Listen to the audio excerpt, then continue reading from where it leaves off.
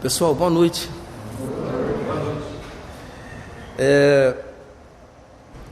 Essa lição de hoje ela é muito interessante. Aí vocês vão falar assim, todo orador chega e fala que a lição é interessante. Mas eu posso trazer um detalhe que a torna bastante interessante para cada um de nós. É uma lição que diz respeito a nós, os espíritas, mais objetivamente. É uma parábola onde Allan Kardec aproveitou no seu comentário para estabelecer ensinamentos sobre a nossa condição de espíritas, como nós somos diante dos ensinos de Jesus. É a parábola do semeador. Jesus, em diversos momentos, fosse numa praça, fosse ali na casa de Pedro, reunido com os apóstolos, ele estava sempre pronto para atender aqueles que o buscassem. E naquele momento, Jesus estava sentado à barca, naturalmente a barca do lado do mar, e as pessoas ali à volta, à margem do mar, para ouvi-lo, particularmente os seus discípulos. Então ele resolveu dizer que o semeador saiu a semear. E as primeiras terras, as primeiras sementes, melhor dizendo, caíram ao longo da estrada, mas os passos a colheram e elas se perderam. Outra parte das sementes foram jogadas em meio às pedras, e sob aquelas pedras, ainda com a influência causticante do sol, as sementes não vingaram, porque não se aprofundaram, entremeadas pelos obstáculos das pedras, e por isso mesmo não tinham raízes suficientes, não aprofundaram, e sendo plantinhas muito tenras, também não vingaram. Outras sementes caíram ao meio dos espinhais, e os espinhais por si só as abafaram, e elas não puderam vingar também as sementes. Mas algumas sementes caíram em boa terra, e aí elas puderam germinar, deram bons frutos, e através delas, naturalmente, se Allan Kardec fosse aprofundar, ele diria, inclusive, que aquelas sementes que caíram em boa terra, elas produziram centenas de frutos, e que promoveram esse fenômeno extraordinário que vem da inteligência do Criador,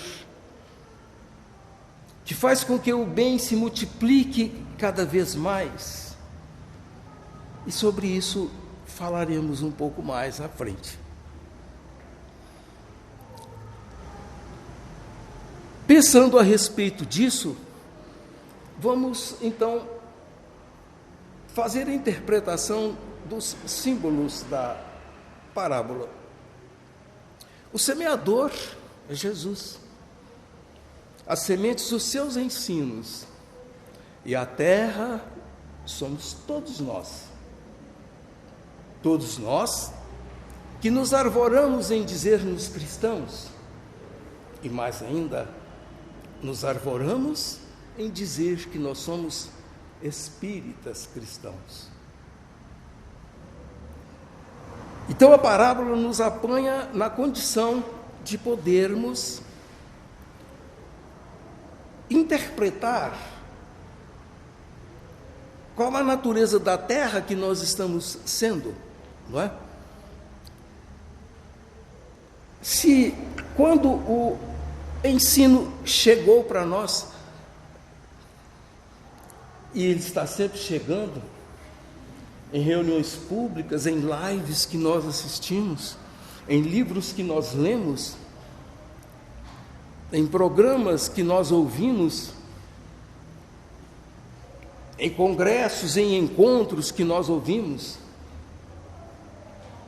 em palestras que nós traçamos com aqueles que são os nossos parceiros, quando falamos sobre doutrina espírita. Mas quantas destas palavras e destes ensinos, que são os ensinos de Jesus traduzidos por nós, foram perdidos e deixamos que os pássaros os apanhassem? Ou seja, os agentes naturais da vida que podem tirar de nós a perspectiva de fazer germinar algum ensinamento que caísse no nosso coração. Perspectivas diferenciadas, por exemplo, quando alguém tendente ao intelectualismo exagerado,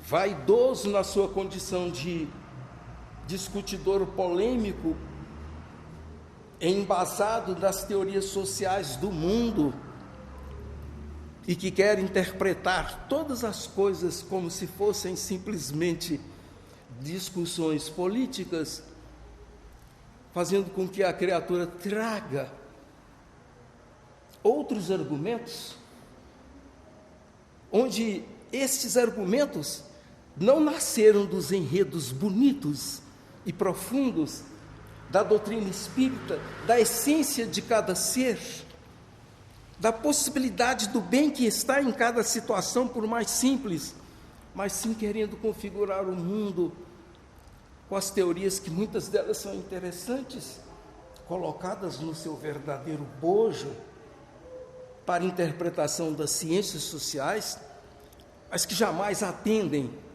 à principal necessidade nossa, que é a necessidade nossa espiritual. Há muitos intelectuais carregados de grandes teorias espíritas, mas que confundem o fenômeno social com a sua ideia interpretativa à beira da interpretação de Allan Kardec, não é? Mas todos nós, em princípio, vamos deparar com as pedras do caminho. Mas nós não podemos permitir que esses obstáculos naturais que a vida nos apresenta possa roubar de nós a capacidade de ver o sol e nos fertilizarmos cada vez mais e entender que na nossa caminhada um dos segredos é realmente ter a capacidade de tirar as pedras, mesmo que demande um certo tempo, e em muitas circunstâncias até vamos precisar uns dos outros para arrancá-las do nosso caminho e permitir que ali onde nós estamos assentados, nós sejamos capazes de, livres destes encostos naturais, sermos capazes de aprofundar as nossas raízes, para não sermos aquela criatura que passa um tempo em todo, às vezes uma existência quase toda, participando das atividades de um centro espírita, mas que não tem solidez, porque nunca despertou para as verdadeiras oportunidades que o centro lhe ofereceu e colocou-se na superfície em muitas circunstâncias, dizendo que por uma dificuldade A ou B, X ou Y, nunca pode abraçar uma tarefa. Que não percebeu que diante da vida teve inúmeras oportunidades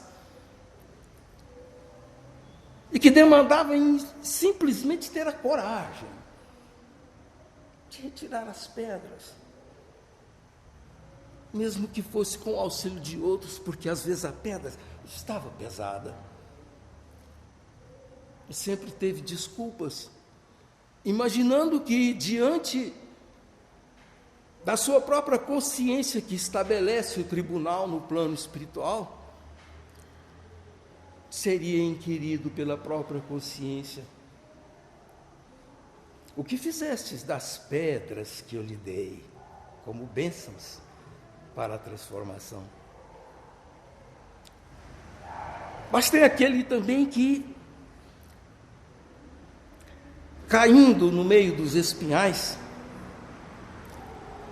não foi capaz, ou não está sendo capaz, de eliminar os agentes pontiagudos que surgem, às vezes ferinos, para nos embaraçar, a começar de um espinheiro que pode estar dentro da nossa casa, mas que nem por isso significa que nós não vamos buscar as armaduras que nos blindem, a veste capaz de impedir as ranhuras ferinas das situações que atingem muitas vezes, de espinhos que às vezes ferem nossa própria alma, mas que existem para que nós possamos simplesmente apará-los nessa poda constante que deve existir de nós para com o nosso meio, porque ninguém vive livre de algumas espinhadelas. E se elas existem, é para que nós tenhamos jogo de cintura e afastando daqui e dali delas e nos blindando através da armadura espiritual, nós venhamos a conseguir pouco a pouco diminuir algumas ranhuras que ficarão, algumas feridas que ficarão, mas que com o bálsamo a ser encontrado lá no fundo, de onde nos sitiamos, onde está o armário verdadeiro, que por fim nos dará o bálsamo, a pomada analgesante para nós, nós nos perdemos e somos abafados por estas circunstâncias e buscamos outros caminhos. Às vezes esse era o caminho da porta estreita, difícil no início,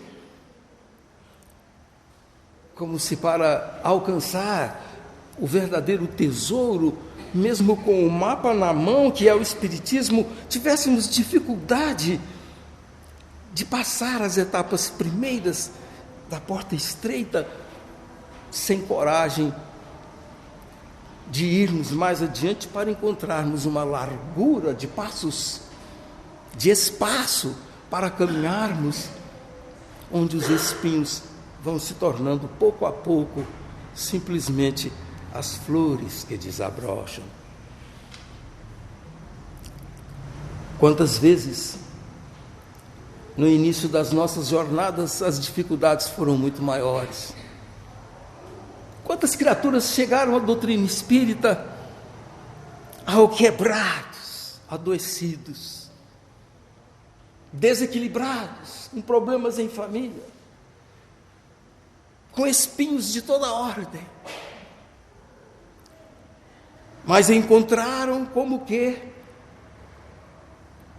um laboratório diferenciado, em que fora preciso muita força de vontade para poder ter o mérito de receber as medicações certas. E quando nós, então, nos colocamos na condição, queremos nos colocar na condição de boa terra, porque essa lição é importante. Quantas vezes nós a ouvimos? Quantas vezes nós ouvimos essa parábola do semeador? E quantas vezes será que cada um de nós parou para pensar: que tipo de semeador sou eu? Ou melhor dizendo, que tipo de terra sou eu? Porque a semeadura é tão grande, ela é tão intensa, que onde eu estiver haverá sempre uma semente querendo estar em mim, que sou a terra. Tudo aquilo que Jesus fez na formatação da terra, em tudo o que existe uma mensagem de amor, que vem na forma de dores às vezes, porque às vezes são pedras, às vezes são espinhos, às vezes há aqueles que querem nos roubar o bom ensejo, como os pássaros fizeram ao longo do caminho. E é preciso então que nós, ao lermos essa lição, nos imaginemos essa terra. Olha que bênção, que coisa extraordinária. Isso aí bate com aquilo que eu vou repetir. Eu sempre repito certas coisas, vocês já sabem disso. Mas quase toda palestra eu repito alguma coisa. Então, se nós temos, de acordo com a questão 132 do Livro dos Espíritos, qual o objetivo da encarnação, precisamos mudar o nosso conceito. Nós não podemos nos imaginar terra podre, que ficamos imaginando assim: eu estou aqui para pagar as minhas dívidas, como se isso fosse o foco central. Não. Eu passei por transformações no plano espiritual. Os agrônomos, os responsáveis, espiritualmente falando, como se fossem agrônomos espirituais, prepararam-me, ou prepararam-nos, cada um de nós, para sermos uma terra agora mais apropriada. Ninguém nasce sem condições de ter em si o fertilizante ideal para começar a fazer germinar aquilo que é bom. Este sentimento que a parábola do semeador nos traz é um sentimento que nós precisamos nos apegar a esse sentimento de autoestima. Quantos espíritas, às vezes, entram em depressão nesta fase que estamos vivendo hoje? Aliás, eu abri um parênteses. As pessoas confundem tanto as coisas que eu já vi gente dizer assim: o espírito é verdadeiro, não entra em depressão. Não sabem o que estão falando.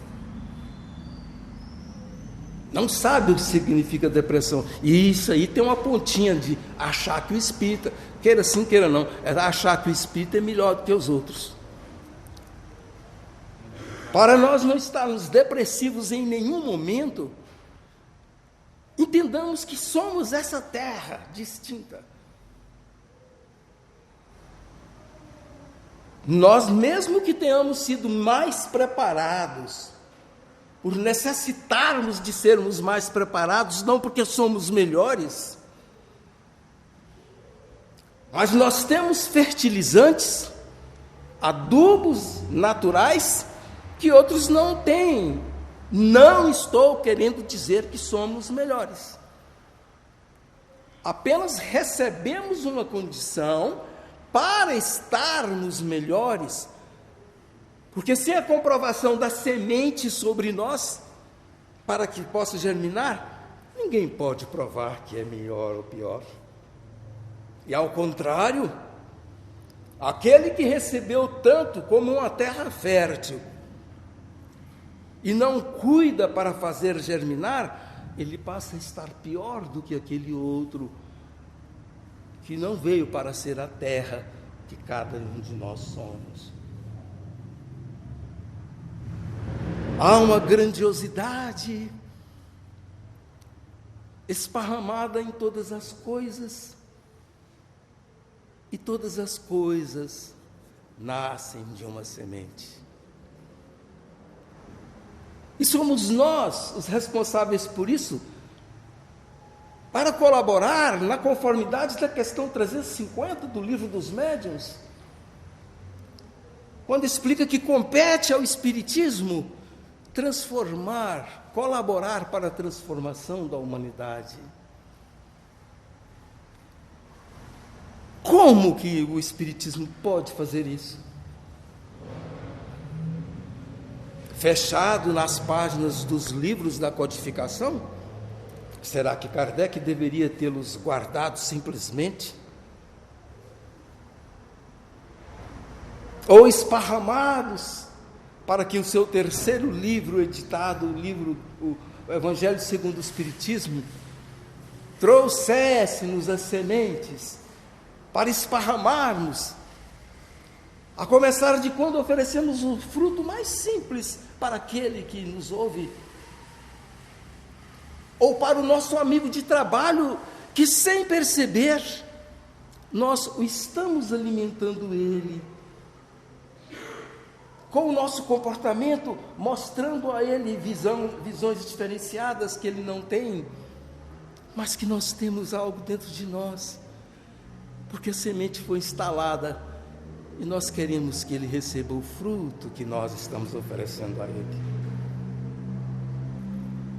Como terra boa, nós temos uma destinação extraordinária, maravilhosa. Por isso somos olhados como as criaturas que, procurando terrenos, como se fosse assim, encontram em nós a terra boa que está precisando. Ou muitas vezes ele nos vem sem que nós percebamos, mandados por Jesus, para que nós possamos ser-lhes o arrimo, onde eles também, junto com a gente, seja no trabalho, seja no centro espírita, seja acima de tudo na nossa família, na vida em sociedade, ele nos vem, porque nós portamos parte do nosso coração, que é a terrinha fértil que nós podemos oferecer, para que ele, junto conosco, também promova as situações. O que acontece com a nossa congregação espírita, nos trabalhos de um centro espírita? É a oferta de uns para os outros. Devemos amar-nos, principalmente os mais próximos, com a compreensão de que cada um recebe um do outro mais do que imaginamos, uma sustentação válida. Assim como se houvesse necessidade de uma arrumação dos adubos, para que os adubos fossem esparramados de canto a canto, dentro de cada canteiro, dentro de cada seara, ou no campo universal que estaremos militando eternamente. Mas, procurando compararmos-nos mais ainda, adentrarmos um pouco mais neste comparativo, segundo o semeador e as sementes esparramadas, e a nos considerarmos a terra receptora disso, a terra receptora de Jesus, que sempre à nossa volta, como o bom jardineiro, procura derramar em nós o canteiro simples, as sementes positivas para que possamos germinar. Então vamos nos analisar e fazer uma comparação. Ao longo da estrada, perdem-se as sementes para o espírita desavisado. Agora, na conformidade do que vamos colocar, cada um de nós pode analisar-se. Qual dessas sementes eu sou? Então, o espírita desavisado, isso é o tempo, meu Deus. Eu vou até 40 por aí? Talvez não vá lá não, mas eu tenho a impressão. Bom, dos 30 eu já passei. Bom, o espírita desavisado é aquele que ao longo do caminho deixou de qualquer jeito os ensinos, que é a semente. Não cuidou delas. Aquilo que eu aprendo, eu devo guardar no coração e aplicar. Eu não posso simplesmente me sentir a terra que recebeu a semente. Olha só, recebeu a semente de Jesus. Olha, eu recebi a semente de Jesus. E daí? Você que não cuida dela para ver. Não faltam as ideologias, os impedimentos dos contrários, que querem roubar-nos os ensinos e enviá-los de outra forma para outras interpretações, até dentro mesmo das religiões. Então nós precisamos tomar cuidado para não sermos o espírita desavisado. Mas tem o espírita sem base. Esse talvez seja um dos maiores tipos de espíritas entre nós. Eu estou dizendo do espírita que não estuda, sufocado pelas pedras da ignorância. Então ele não tem raiz. Ele não pode colaborar na difusão da doutrina espírita, porque se chamado a dar uma opinião, ele a dá controversa ou simplesmente não sabe o que falar. Sendo que o espírito é muito procurado. Então precisamos observar se somos esse espírito sem base. É natural, dada a expansão da própria vida e a riqueza dos ensinos espíritas, que nós tenhamos muitas dúvidas, dificuldades de compreensão em determinados momentos. Mas quando nós temos base, temos inclusive fontes para onde buscar. Porque não podemos ser também tão volúveis, tão desonestos, de querer falar algo que a gente não tenha noção exata, mas que a gente sempre tenha pelo menos uma noção, para não sermos esses espíritas sem base. Quantos de nós ainda não deu na sua vida, não fez uma dedicação maior ao livro dos Espíritos, para dizer que o estudou? Nem vou falar de ter conhecimento de todas as obras básicas. Mas temos o espírito leviano, que provoca para si mesmo esse espinharal. Todos nós nascemos com tendências espinhais na nossa vida. São as tentações dos vícios, são os chamamentos. Todo mundo tem na vida, isso é um princípio, a oportunidade em determinado momento de provar sua honestidade, por exemplo. E quantas pessoas ficam tão alucinadas, assim como o indivíduo que, pelos alucinígenos viciosos da vida, passam a sentir os espinhos como se fossem analgésicos e se destroem Quando cai na real, as dores são profundas, de alguém que se espinhou por conta própria. É preciso, então, guardarmos essa consciência de que ser espírita exige uma responsabilidade, uma seriedade muito grande.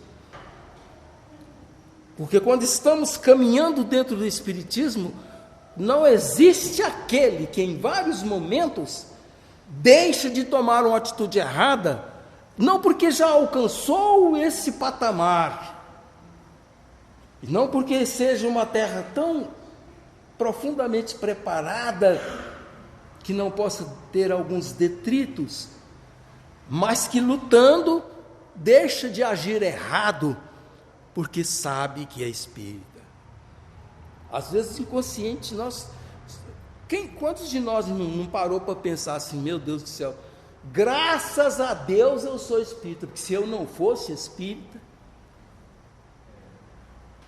todos nós, em algum momento a gente pensa isso quando a gente faz as reflexões. Qual a natureza da minha revolta? Como é que eu ia interpretar o perdão? Como eu conviveria em família com os problemas que eu tenho se eu não fosse espírita? Mas queira sim, queira não, a terra adubada, ela tem um teor melhor, maior do que qualquer outra terra. E assim sendo, com maiores probabilidades de germinar os bons frutos. Agora, pensando em sermos bons espíritas. Bom, o espírita bom, o bom canteiro, ele trabalha, ele estuda, ele descobre bons adubos, né? E ele coloca a doutrina espírita acima dos seus interesses. Agora, para finalizar, pensando agora em sermos bons espíritas, primeiro vamos pensar, se nós não tínhamos pensado antes. A parábola do semeador abre essa perspectiva para nós. Vamos habilitar-nos como canteiros. A partir de agora entender assim. Eu, como espírita, eu sou um canteiro. Afinal de contas, onde é que se jogam as boas sementes? E o espírita que não entender que ele recebe boas sementes, aí ele não é nenhum desses tipos de espírito aqui, aí ele é um desequilibrado mesmo, com todo respeito. Bom, abnegação e devotamento para não nos perdermos ao longo do caminho, porque o que nos faz perder ao longo do caminho, nas nossas jornadas, é a falta de ter o que fazer, de abnegação e devotamento, que o Espírito da Verdade fala sempre sobre isso. Nós aprendemos que muitas vezes a depressão e a caída nos vícios nasce pela falta de dedicação às coisas sérias, que tomem o nosso tempo para não nos perdermos nos outros estímulos de tentação que é a vida. Abnegação e devotamento. Vamos ser um espírita relaxado, não, vamos trabalhar. Quanto mais oportunidade que eu tiver de ajudar os outros, se eu ainda não fui numa periferia, dá licença, eu preciso ir. Eu preciso compreender mais a necessidade do próximo. Eu não sei até hoje o que é verdadeiramente sofrimento, porque eu nunca fui numa periferia. Retirar da nossa eira, né, de onde nós estamos produzindo, né, retirar dali o peso dessas pedras, dessas viciações. De que forma? Procurando, de uma forma seletiva, hábitos bons. Apenas como exemplo, o maior exemplo que existe de bom hábito, que é o maior dos passatempos, é a leitura. Além de instruir-nos, ensina-nos a amar. O amar-vos e instruir-nos tem no livro, na face da terra, como que um manual para sermos boa terra. nos blindarmos com a capa da fé, evitando os espinhos das ilusões. Para sermos boa terra, sempre, como prática útil, imediata e a mais importante, para sermos boa terra, vamos fazer a nossa reforma íntima, assim como quem se revolve, como se a terra própria, que sou eu, pudesse revolver-me para buscar todos os adubos que me foram colocados pela doutrina espírita e fazer produzir em mim todas as sementes que me foram colocadas por Jesus, para que eu possa simplesmente, quem sabe, a cada noite, podermos nas nossas preces dizermos ao Senhor: vistes, mestre, eu sou boa semente. Muita paz a todos. Obrigado.